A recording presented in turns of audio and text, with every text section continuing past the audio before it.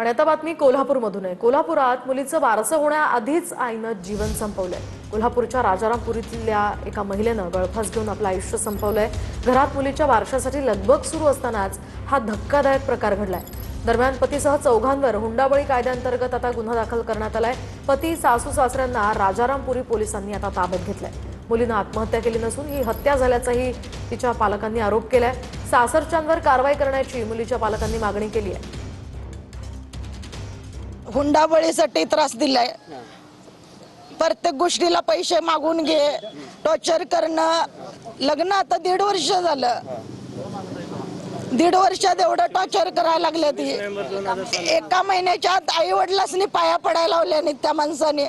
म्हणतात आम्ही half murder केलाय, फुल मर्डर करायला काय वेळ लागतोय काय? आता बारसाची मागणी करत होते आणि 15 ऑगस्टलाच बारसं करा म्हणून लागले। आम्ही म्हटलं आता पैसे नाहीत, दिवाळीकडे गणपतीकडे बघूया, नाही आता मग तरी बी म्हटलं करूया, तरी पण टॉर्चर करून मारून गाठल्याने माझ्या मुलीला। पाळणा घेतल्याने 51,000चा पाळणा घेतल्याने त्याने कुठलं बाळ झोपतं 51,000च्या पाळण्यात? गरीब लोकांच्या घरातलं। मनीषा काटकर, वीरेंद्रशीर काटकर, ऋतुजा काटकर आणि प्रत्येक काटकर या चौघांनी मारून टाकल्याने पोरीला।